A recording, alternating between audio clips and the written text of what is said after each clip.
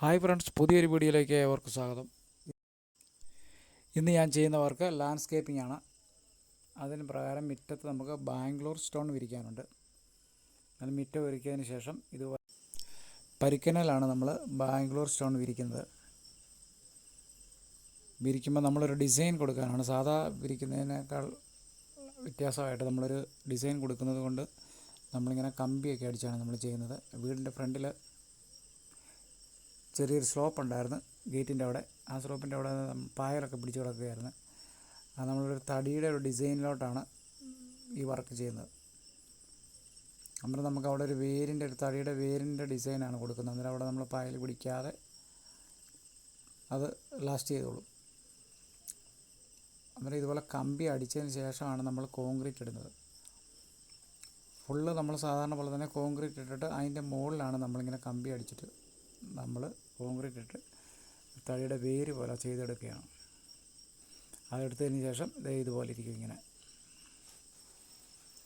അതിന് ഇടവശം നമ്മൾ full concrete ഇട്ട് ഇതുപോലെ കോൺക്രീറ്റ് ഇട്ടാണ് അതിൻ്റെ ഗ്യാപ്പ് ഫില്ല് ചെയ്യുന്നത്. അങ്ങനെ നമ്മൾ കോൺക്രീറ്റ് ഇട്ട് കഴിയുമ്പോഴത്തേന് ഇതിനിടയ്ക്ക് നമ്മൾ വേര് ഇറങ്ങി നിൽക്കുന്നതായിട്ടുള്ളൊരു ഫീലിംഗ് ഉണ്ടാവും.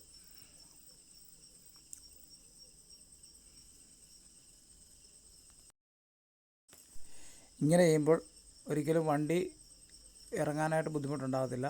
കാരണം ആ വേരിൻ്റെനോട് അടുത്ത് തന്നെ നിൽക്കും കോൺക്രീറ്റിൻ്റെ ലെവലും. അന്നേരം ഒരുപാട് ബുദ്ധിമുട്ടുണ്ടാകത്തില്ല വണ്ടി ഇറങ്ങാനൊന്നും. സാധാരണ ഒരു വാർക്കയോടെ ഇറങ്ങുന്നതിൻ്റെ ഒരു രീതിയേ ഉണ്ടാകത്തുള്ളൂ. അതിനുശേഷം നമ്മൾ ഫുള്ള് ഡിസൈൻ ചെയ്തെടുക്കുകയാണ് ഇതുപോലെ.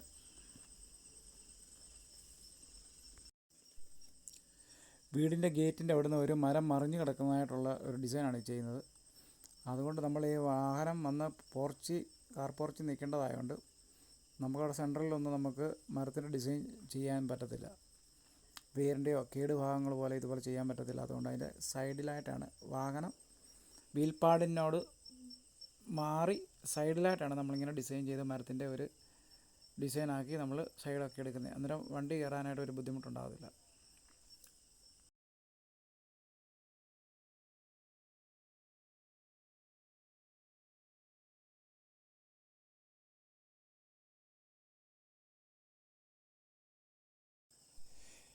അതിനുശേഷം നമ്മൾ ആ മരത്തിൻ്റെ ശാഖകളിൽ വരുന്ന ഇലകളായിട്ടാണ് നമ്മൾ ഈ ചെറിയ ഇങ്ങനെ പുല്ല് വെച്ച് പിടിപ്പിച്ചിരിക്കുന്ന ആ സൈഡ് വരുന്നത്. അന്നേരം നമ്മൾ നോട്ടത്തിൽ ആ മരത്തിൻ്റെ ഒരു ശാഖയിൽ വരുന്ന ഇലയായിട്ട് തന്നെ തോന്നാനായിട്ടാണ് ഇങ്ങനെ ചെയ്യുന്നത്. ഇത് നമ്മൾ പുല്ല് നഴ്സറി പോയി മേടിച്ച് നമ്മൾ സെറ്റ് ചെയ്തതാണ്. മണ്ണൊക്കെ അടിച്ച് നല്ല ലെവൽ ചെയ്തിട്ടാണ് ഒരു പാർക്കിൻ്റെ ഒരു മോഡലാണ് നമ്മളത് ചെയ്തെടുക്കുന്നത്. അതിനുശേഷം ഒരു ശാഖയിലുള്ളതാണ് അതിൻ്റെ ഒരു മരത്തിൻ്റെ കൈയുടെ ഒരു ഡിസൈനാണ് അവിടെ ചെയ്യുന്നത്.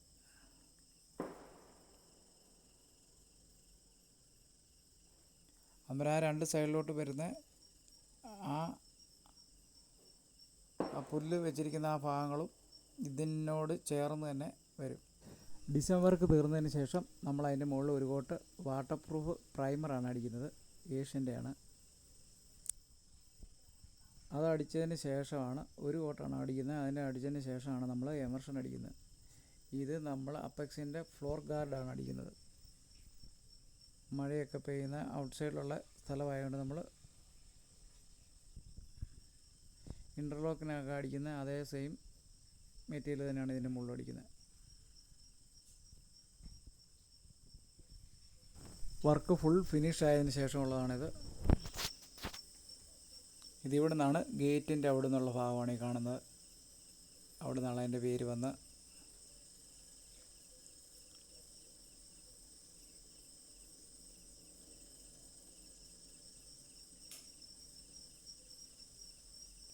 ഇവിടുന്ന് ലെഫ്റ്റ് പോകുന്നത് നേരെ നമ്മുടെ വീടിൻ്റെ പോർച്ചിൻ്റെ അങ്ങോട്ടുള്ളതാണ്. അത് നമുക്ക് നടന്നു പോകാനുള്ള ഇതാണ്. ഒരു കല്ലായിട്ടിട്ടുള്ള അവിടെ.